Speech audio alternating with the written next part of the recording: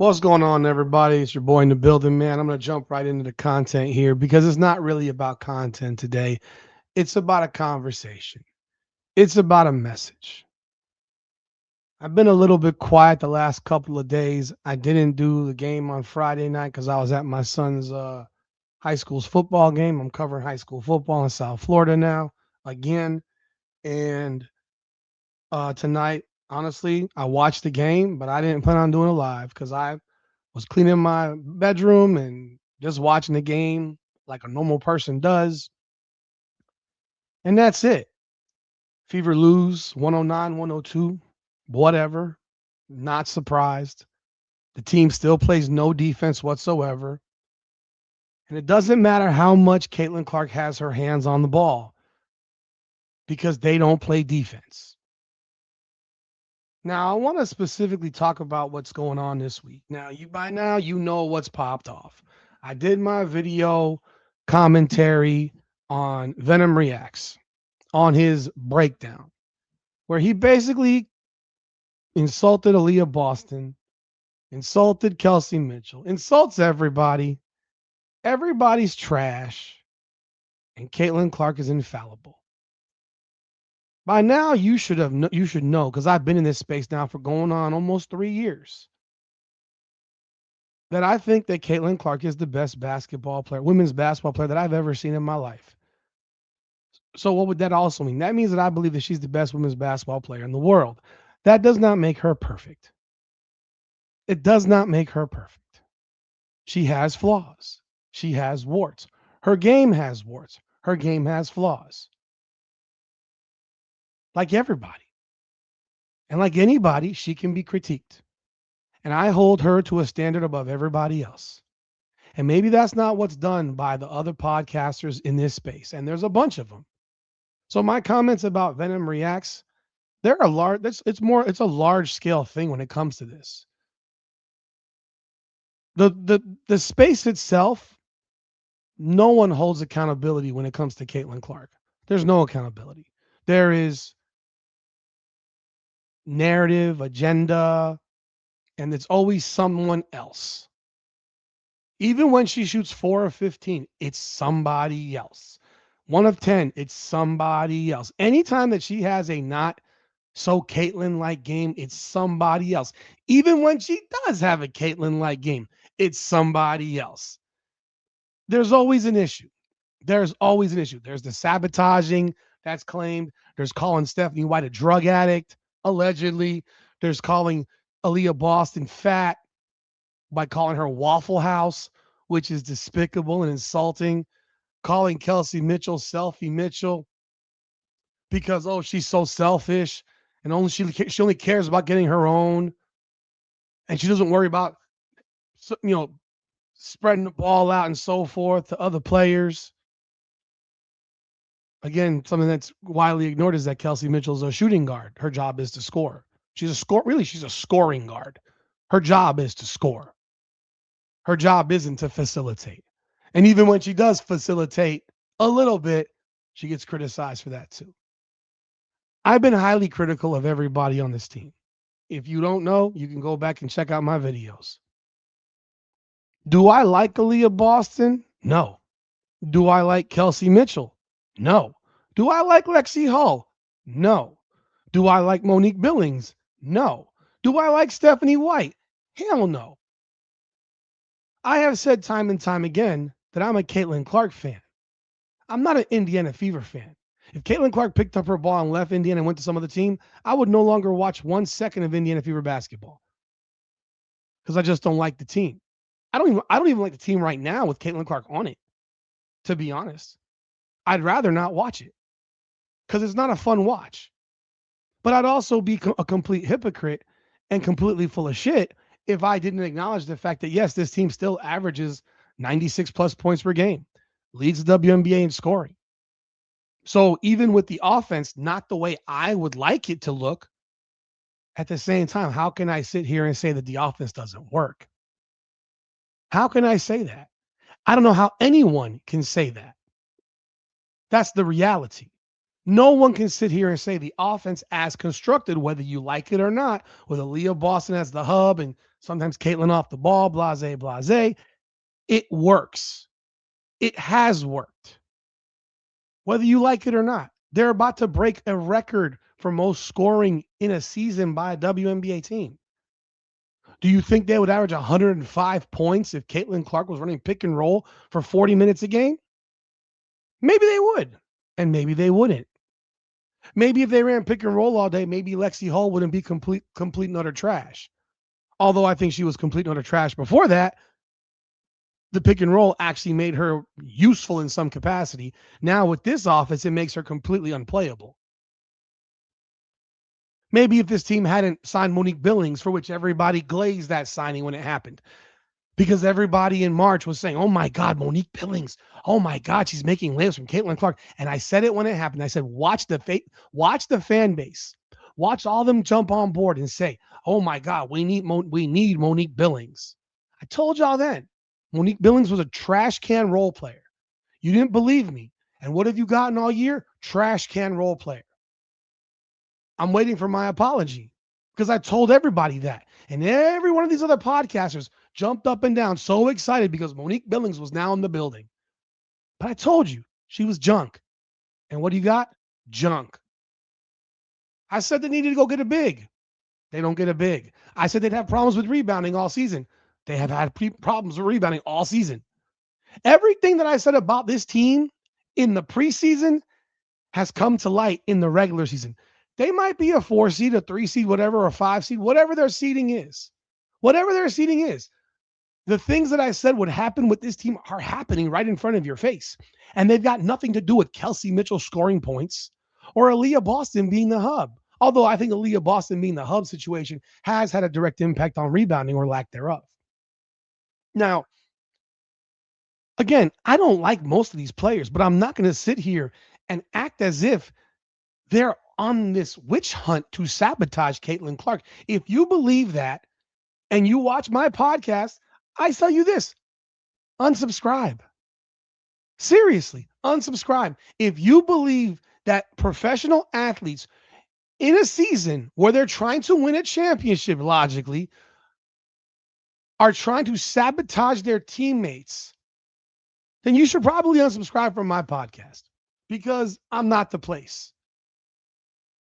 Do I think that Stephanie White's trying to sabotage Caitlin Clark? Really? So she's willing to risk her job, her career? You think so? Again, you can disagree with her offense. That doesn't make it sabotage. I don't like Stephanie White. I think Stephanie White's largely a moron. You want to know why I think Stephanie White's largely a moron, though? Because Stephanie White is stubborn. Because Stephanie White won't adjust. Because I was calling for this team to play zone from the first week of the season. Because this team lacks defensive ability. Kelsey Mitchell sucks defensively. Caitlin Clark sucks defensively. Hell, Lexi Hull sucks defensively. Aaliyah Boston sucks defensively. This team defensively is bad. Their on-ball defense is terrible as a individually and as a group.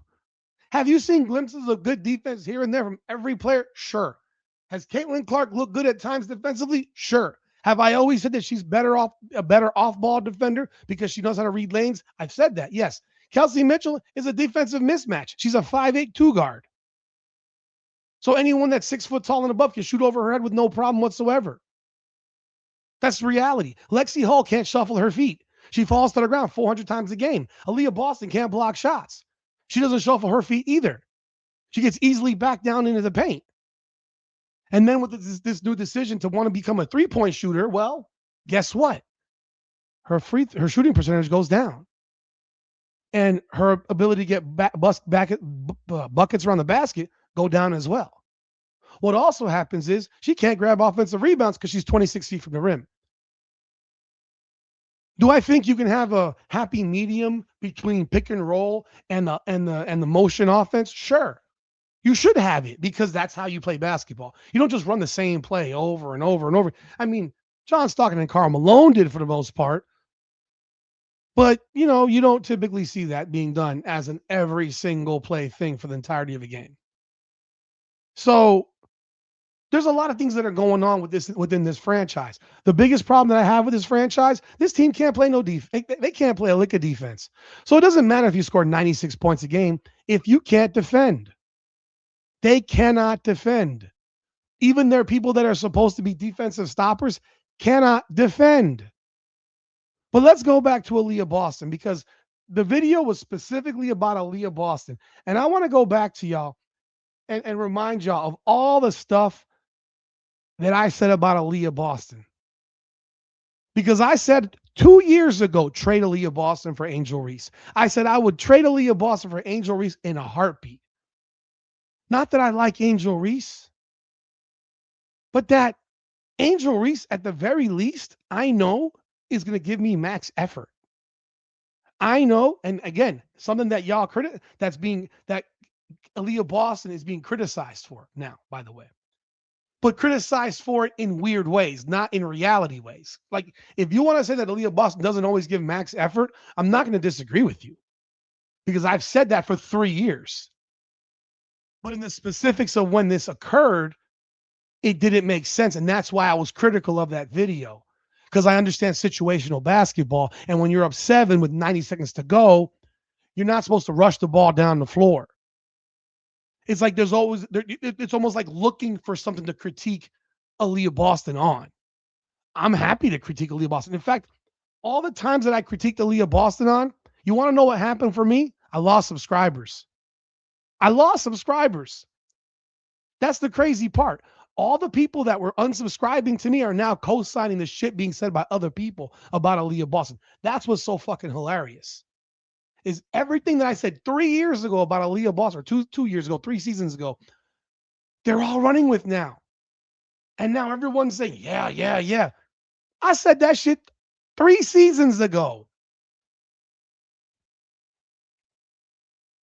But let me show you a few things. So y'all remember. Remember this video? Remember this video right here? Let me show y'all. This video right here. Remember this one? What did I say here? Look at this video. Remember it. This is what it is. This was a year ago. February 20th of 2025. So this was actually a year and a half ago after the first season while she was in Unrivaled or was in Unrivaled. I said it's time for Indiana Fever to part ways with Aaliyah Boston. She's lazy and out of shape. Her game doesn't fit a high-paced tempo of Indiana. It doesn't matter if you consider her nice or not. It's time to find a replacement for her. She doesn't fit the system, and she is also not a tough person who will get in the grind when needed, as she allowed Caitlin Clark to be abused all season. I said that a year and a half ago while everybody was sugaring and glazing and loving Aaliyah Boston. Ain't that something? Ain't that something? So I said that then. That was a year and a half ago. And I got so many other videos on this where I talk about this player. Here's another one. Here's another one right here. This is while she was playing in Unrivaled. How about this one?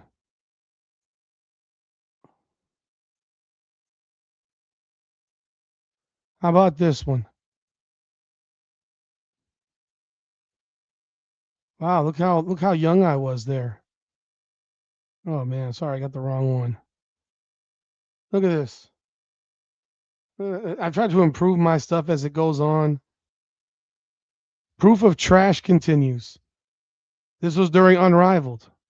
Again, I've been telling people this now for quite some time. Aaliyah Boston is not very good. In fact, I had a thing where I said that Aaliyah Boston wasn't even a top 20 big in the league. And look, do I think Aaliyah Boston has improved her game because she's able to shoot the 3 now? Sure. But I think it also makes her has regressed her game in terms of post play because she has no post moves whatsoever. Her post game is terrible. It's terrible. Again, these are things that I said a year and a half to 2 years ago, and I was skewering her. And back then, people told me I was an asshole. People were unsubscribing from my podcast because they loved Aaliyah Boston. I mean, here's another one. Proof of trash continues. On vacation while the team is working. Remember when she went to the Virgin Islands? Remember that? She went to the Virgin Islands while the team was working out. And yeah, you want to know what? Aaliyah Boston did lose weight. So I got to give her the credit for what she did do. She did lose like 20 pounds. So I don't think it's cool to call somebody fat. First of all, she wasn't even fat then. She was just out of shape and overweight for the game. As a normal person, she looked perfectly fine.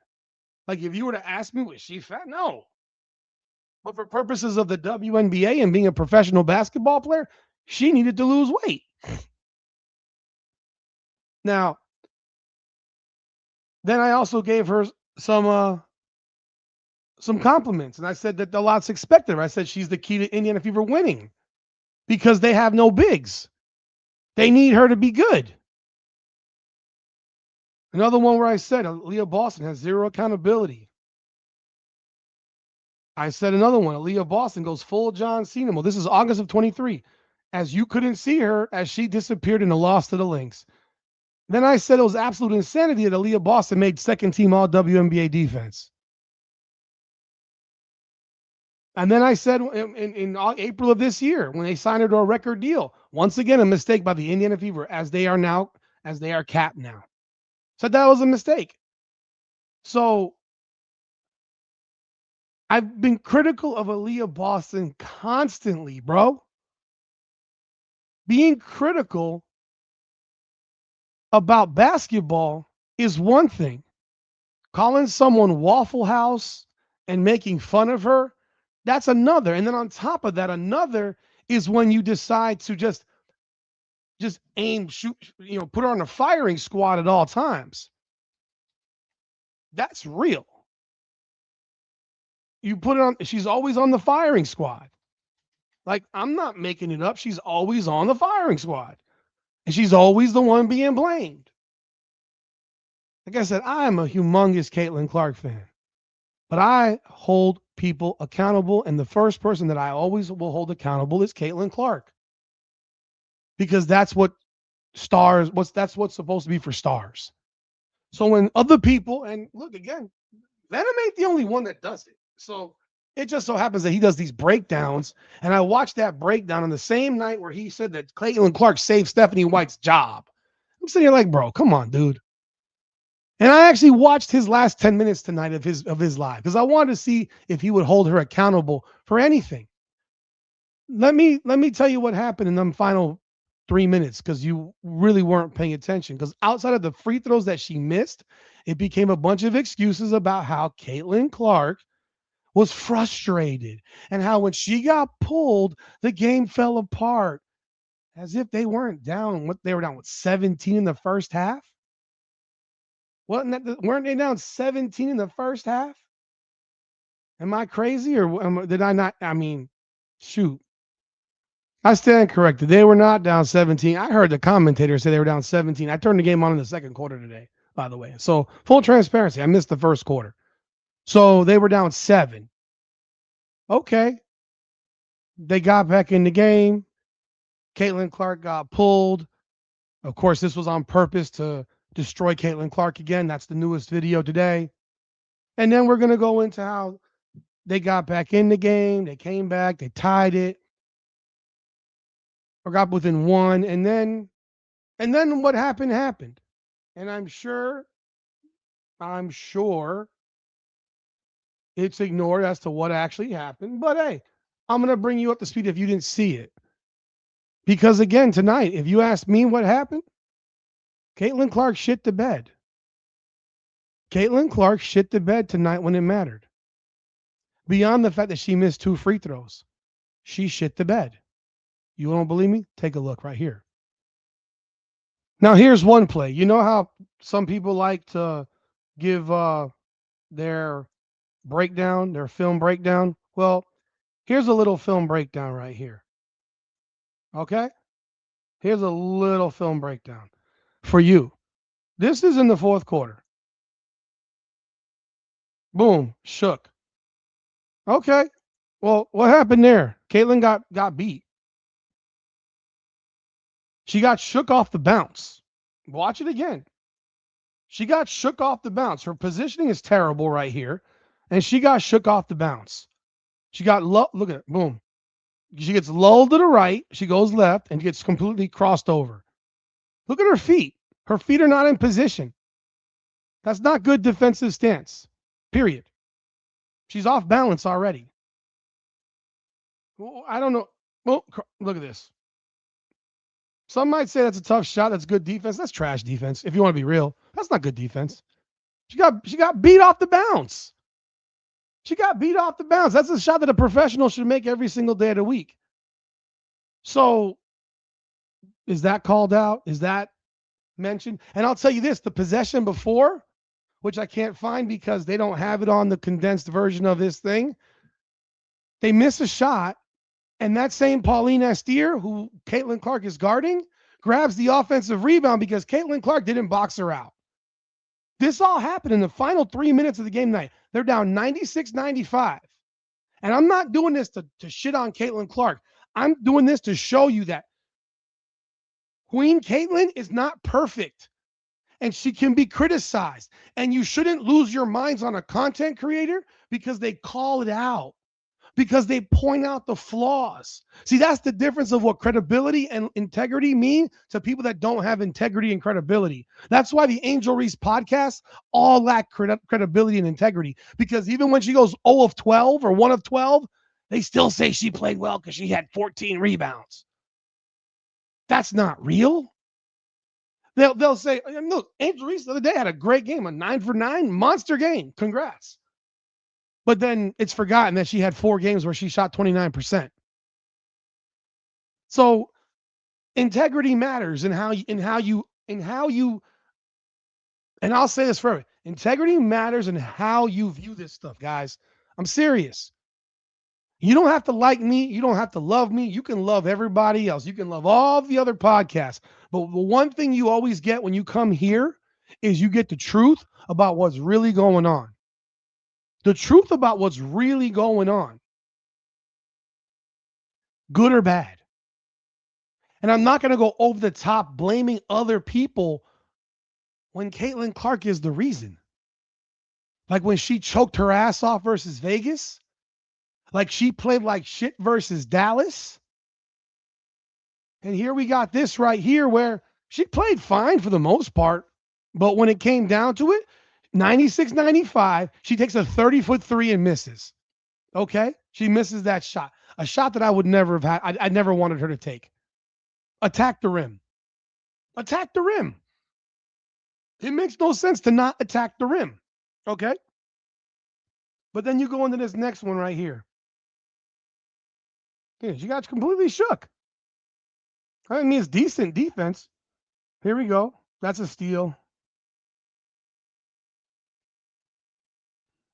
Notice how they always say that everyone else is jogging. Well, Caitlin's way in the back. She's not running. She's not sprinting. I mean, I'm looking at them. They're running a little bit harder than her. She don't even show up in the damn frame. Just so you know, like keep it a buck, guys. She hasn't even hit half court. Oh, there she is. She wants her to pass her the ball back, I'm sure. That's what she wants. But Kelsey hits the three, a good tough shot in with someone in her face. Big shot. But now let's go over here. Let's continue.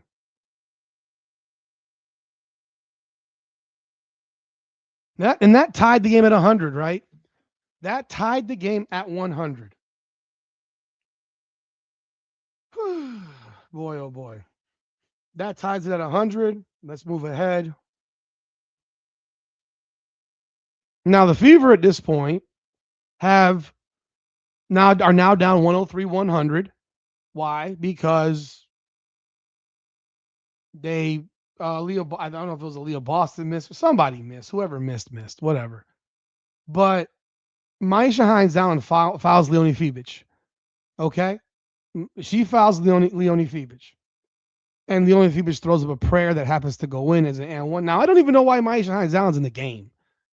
See, if you're going to criticize, I'm okay with that. Why is she in the game? Why isn't Michaela Timpson in the game right here? I don't understand that. But I want you to look at this right here.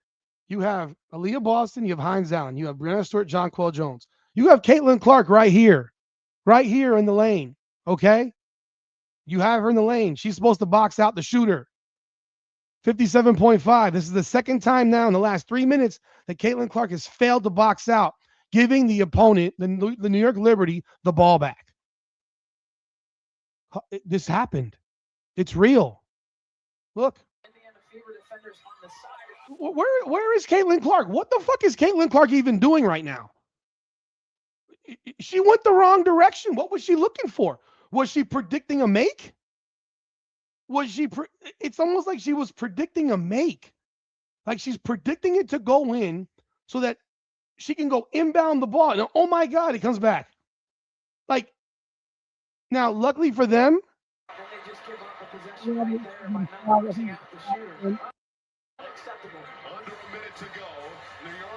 and so I think they end up scoring there to make it 104, 100, if I'm not mistaken. But again, accountability, man. 2 offensive rebounds in 3 minutes led to another possession and points for the New York Liberty. But instead, I get to listen to Kelsey Mitchell's selfish, Kelsey Mitchell's this, everyone's something else, Stephanie White screwing Caitlin Clark. It's the same old song and dance. It's the same old song and dance. So what happened there? 103, 100? Yeah, so Leah Boston missed the layup. Sabrina grabs it. Phoebus gets the bucket. Sabrina gets called for the charge. That's what happened. Maisha Hines-Allen took the charge. And then we get the shot from Caitlin Clark down 3. And look, I'll tell you right now, she got fouled. She absolutely got fouled. But it's not about getting fouled. It's not about getting fouled. In fact, the crazy part was that Kara Lawson, who was on the broadcast, called it out. She's going to be her coach for the Team USA. She called it out twice. And you know what happened in that one guy's broadcast? He said, I need to turn this off. She doesn't know what she's talking about, or she's an idiot. Who is this woman? You don't know who Kara Lawson is? The head coach at Duke, the coach of Team USA? You don't know who she is? That's what I'm talking about. This lack of genuineness is completely disingenuous. So when you sit here and say you don't know who that is, well, she didn't block out twice in the last 3 minutes. And I watched it, and I'm like, Jesus Christ, Caitlin, you're killing me here. Because I'm going to have to talk about this because I'm the only one that will. Because everybody else will sugarcoat it and say, oh, it was Stephanie White's fault that you got pulled out of the game. That's what they'll do because that's what they do all the time. But this is a consistency. This is a consistency of everyone else's fault. Now, let's look at this one right here. Let's look at this one right here. This is the one that drives me crazy because I'm sitting here like, bro, I get it, Caitlin. I get it. You got fouled. I agree with you. But this can't be the reaction. This is the post from Brick Center. I'm sorry, jump ball down. Caitlin Clark has to be smarter in this situation. They didn't call it, but you can't lose your head. And I have it. Doesn't box out. I didn't spell properly, but doesn't box out. So the coaching, that's a different story. They're going out in the first round if she keeps trying to make Clark a role player. That's fine. That's an opinion. But watch this play. You got 43 seconds. Mind you, again, you got lucky because Maisha Hines-Allen drew a charge after Caitlin didn't block out. But here's the play. And this is Caitlin. And you're down 3. I'm up and down. I'm wishy-washy a little bit here on what I think you should do here. Do I think you should shoot a 3? Do I think you should attack the rim? It depends. You have the matchup with Brianna Stewart. I don't even want a screen. Why am I getting a screen? Why would you bring the better defensive, more? Now, some people might say Brianna Stewart's one of the best defenders in basketball. She's 6'4". She's a power forward. She can't stay in front of Caitlin Clark. Let that be known. That should be part of a conversation because, you always want Aaliyah Boston setting these screens. in this particular case, get out of the way. I don't want Caitlin Clark being switched on to Leonie Fibich. I don't want that matchup. Fibich is long. So you're switching 6'4" on 6'4", but you're switching slower 6'4" onto quicker 6'4". So that's a decision right there, right? Consider it. See, I'm giving you another perspective. You can listen to whoever you want to listen to. You switch right here. I can't make arrows, guys, because I don't know how to do it. Okay, but you and I don't know that you can do it here on StreamYard that I'm using right now. But if you don't screen, in fact, if you bring Aaliyah Boston, she comes down to the left, towards the side, down towards the bottom of the screen, and just let Caitlin go one-on-one. I'm more comfortable with her going one-on-one. I'm more comfortable with her going one-on-one and popping a three in Brianna Sweet's face, realistically. But instead, they got this screen. Now you got to switch. She got fouled. She absolutely got fouled. No question about it. She got fouled. Now, again, why is Maisha Hines-Allen in this game? No point. Jonquel Jones does not have to stay out there with Maisha Hines-Allen in the corner. It's ridiculous. Again, you got 19 on the shot clock. I don't love this shot. I don't love it. Okay? Again, you're real early in the shot clock. I know you're down 3, but I want a better shot. I would prefer, I'm going to be real. I would prefer a 3 here, although I can understand going for 2. But again, you missed the shot. She gets fouled. They don't call it. But instead of sprinting her ass back to play defense, she has first of all, she flops to the ground, has a temper tantrum, hands are out. Girl, it's 36 to go in the game. You're down 3. They got the ball, and you're sitting here bitching to the referees. Like, that shit's ridiculous, man. You got to know the situation going on right now. This is the ball game right now. And instead, the Glazers, the people will make it, oh, she got fouled. Yes, she did. I'm granting you that. You can't complain right here. She look at it, hands up in the air. They're running the ball down the floor. And where's Caitlin? Jogging, not sprinting, jogging. And then comes and commits a stupid, unnecessary foul because she's frustrated. But that's not wise. You can watch it. Now she's sprinting. Right now, perfect. They got a trap right here. Why are your hands out like this? It's like she's almost looking to foul on purpose, but they have a trap, and she's just pushing. I don't even know what she's doing. She's hacking. And now she's still complaining about the foul down on the other side. It's the continuous complaining. Hands up in the air. Grow the fuck up, Caitlin. Here, that's a foul. Right there, that's a foul.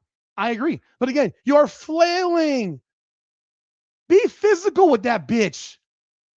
Stop fucking letting them push you around. They're not going to give you every goddamn call. But this is my problem. So the other videos will sit here and tell you, this is a foul. Yes, it is. But you control your reaction to what happened. You sprint your ass back. You don't compound the error or the problem by then committing a foul to put them at the line for 2 free throws, which basically ends the game.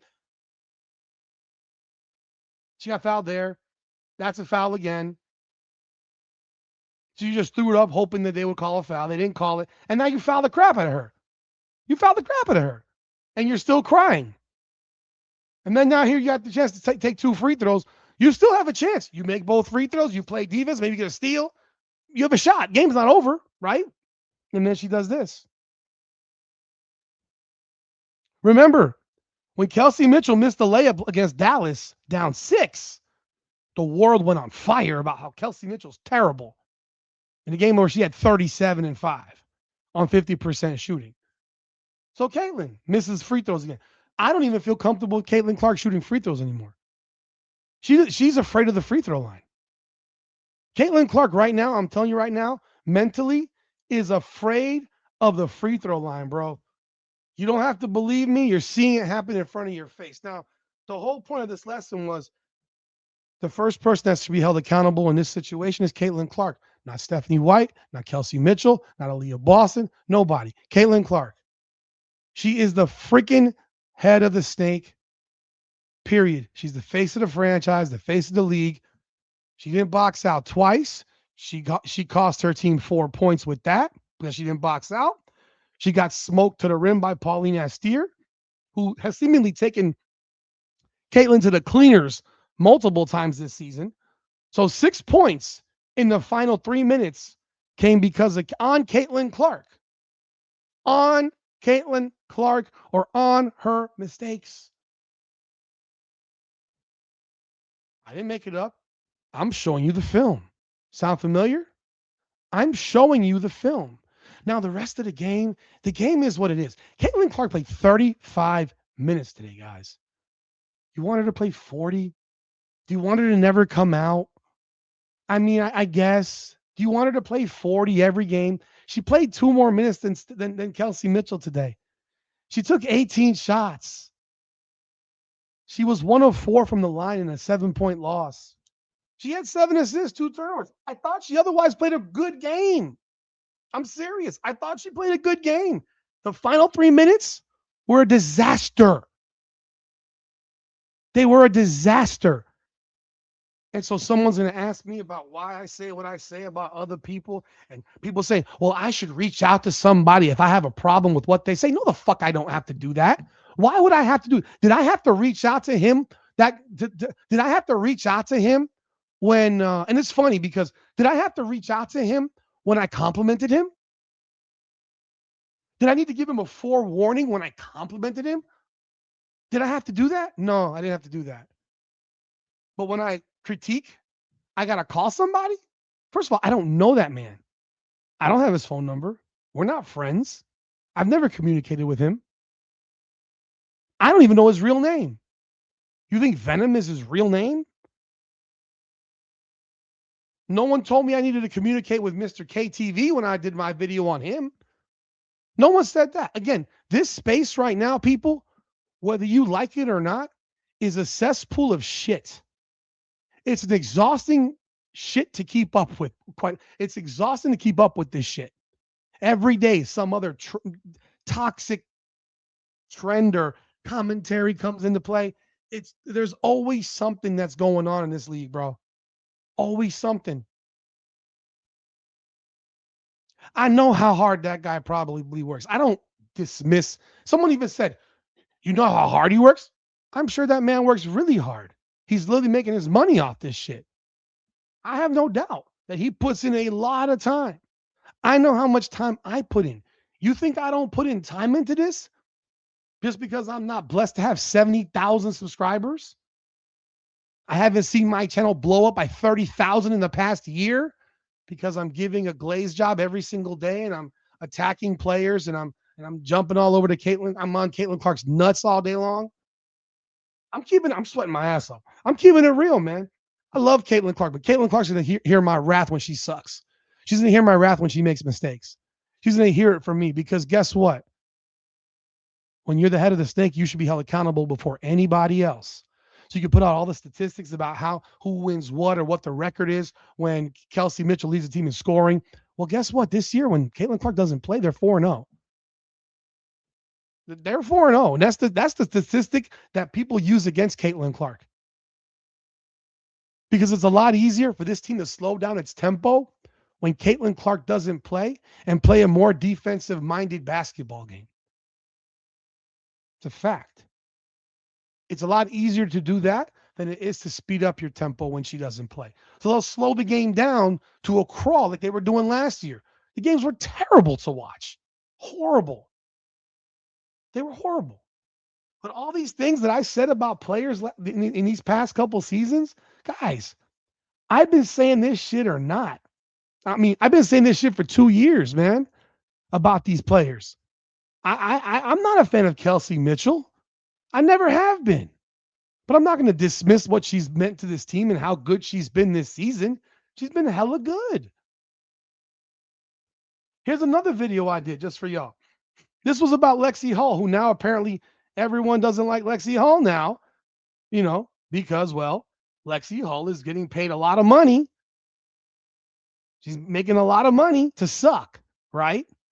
So here's Lexi Hall. Where is it? Wrong one. Remove.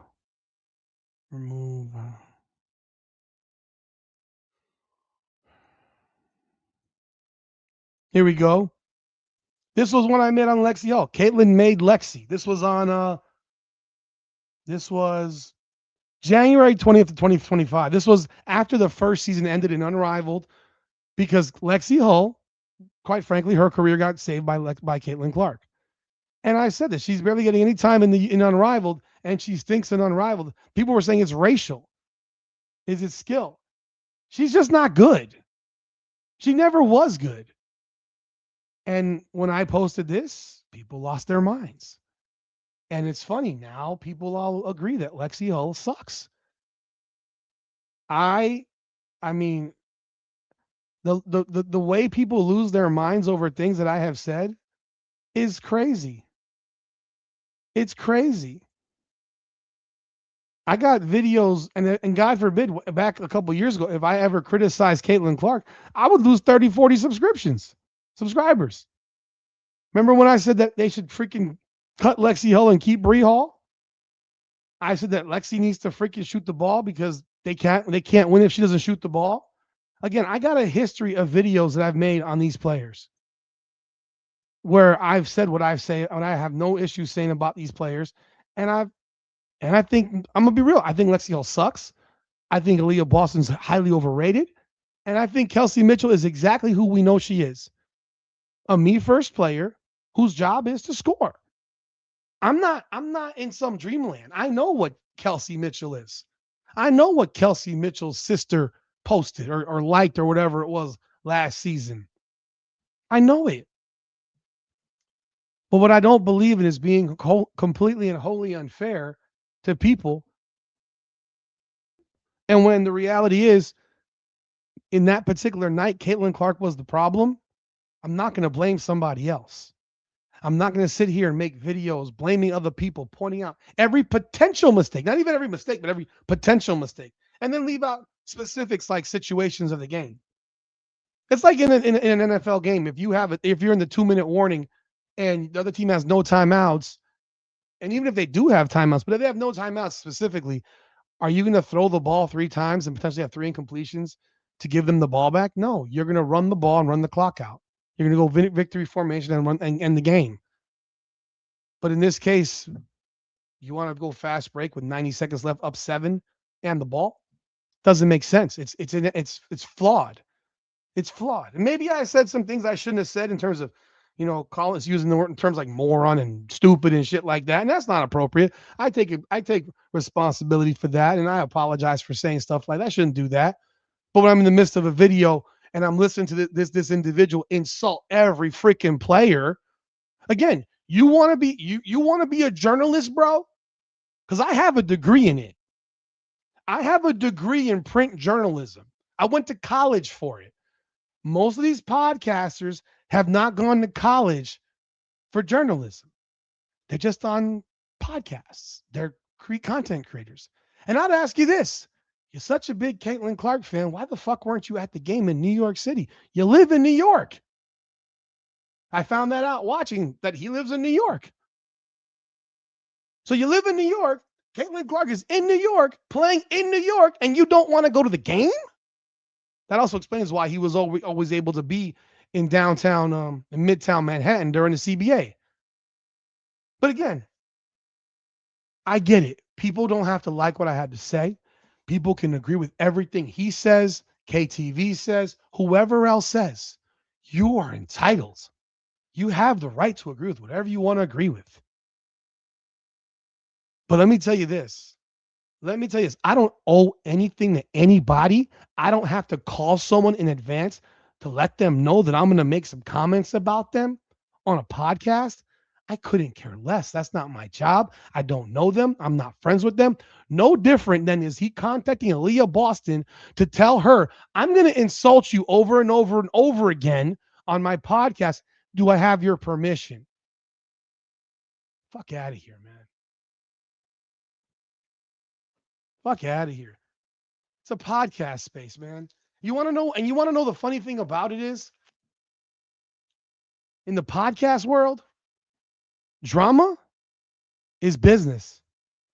Drama makes money. If you haven't noticed, literally, is there a positive video that people make in women's basketball? There's no positive videos in women's basketball. All of it's negative. And it can be negative about other podcasts, negative about players. It's critical in nature. It is what it is. It is what it is. You know, he's going back and forth right now with Whitlock, calling him Dicklock. I mean, I got my boy Nick calling Jason Whitlock a fat ass. I think that's pretty lowbrow shit. I don't. Is he fat? Sure. Is that how you approach the debate? You're a fat ass? Oh, okay, got you. I know plenty of fat motherfuckers that can ball, even being fat. Does it make them less credible because they're fat? Does it make me less credible? Oh, I get called bald. Oh my God, I'm bald. Oh, but I have a beard that you dream about growing as a man. Most men would dream to grow the beard that I got. So I lost the hair here, and it's here, and it's on my face. And I'll deal with that. But hey, man, I appreciate everybody. I thank the people that ride for me. Because yeah, did I take a hit off this video? I knew I would, and I did. Of course I did. Because I know homie's got a fan base. And I know that in his fan base, some of them might subscribe to me as well. And they chose him. Choose him. Choose him. I already know that at the end of the day, I'm the one who's right about this stuff because I've done it. And all they do is they talk about it. I've coached it. They talk about it. I ran this video by multiple coaches who coach for a living. And they're like, what? They watched like, what? Coaches and players. What? Why would you push tempo up 7 with 90 seconds left and the ball? Why are you shooting so early in the shot clock? And that didn't even include the 2 possessions before where they left another 20 seconds on the shot clock because Caitlin committed a turnover on an 8-second violation, and I think someone else and Aaliyah Boston took an early shot in the shot clock. Again, this happens. I ran this by multiple people. Do I think Aaliyah Boston's a snake in the grass because of the shit that she wouldn't say, because she would leave Caitlin Clark out of the MVP conversation? Yes. Yes, I think she's a snake in the grass. But I'm not going to insult her. I'm not going to criticize her for shit that she didn't deserve or earn or create some crap that didn't exist. Like I knew I would take a hit. It's funny. I'm looking at my numbers right now from the video. I lost 3. I went up 6. I went up 8. I lost 2, so that's 5. I went up 1. Lost 1. Lost another, went up, lost 2 more, lost 3 more, went up, lost another, went up 2 again, lost 1, went up 1, and went up. So I'm +1 right now on subs on this particular video. I'm +1. I lost 8 or 9. I've gained like 10. So some people like truth and some people like bullshit. Some people have some allegiance and a loyalty to a podcaster. You don't have to have a loyalty to me. You like my content or you don't. If you disagree with my content on occasion, does that mean you should unsubscribe? Go ahead. That's what you do. I mean, unsubscribe. But I knew it would get some blowback. I knew there'll be some brushback. I had no doubt about that. But again, I don't question the guy's work ethic. He puts tons of work. Everybody does in this space, especially when your life is depending on it, your income is depending on it. Thankfully for me, mine doesn't depend on this. If it did, I'd probably operate in a different way. I'd probably be more beholden to keeping people happy over telling the truth. But always remember that when you're beholden to the check, people are going to keep you happy more than they're going to tell the truth. But hey, that's 49 minutes of talking I've done right now. I do appreciate y'all. I thank y'all. Hope y'all have a great weekend. I don't know what's going on tomorrow. I'm supposed to do my Hurricanes show tomorrow. I know the Fever play again tomorrow. I don't even know what time they play at. Like I said, man, I've said to people, I mean, I may take some time off from this crap. I can't wait for this break to come. To be honest, when do they play tomorrow? What time? They play at 7. Yeah, I won't be doing a freaking live on this. More than likely, I'm gonna do my hurricane show. I guess I'll watch the game. Maybe I don't care. They're playing the Sky. Whatever. Whatever. But hey, y'all leave y'all thoughts in the comments, man. I do appreciate everybody as always, man.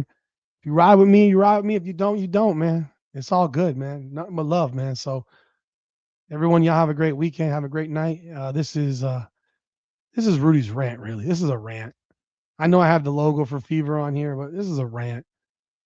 Y'all have a good one, man. Like, subscribe, and follow, man. If you want to, leave a comment. God bless. I'm out.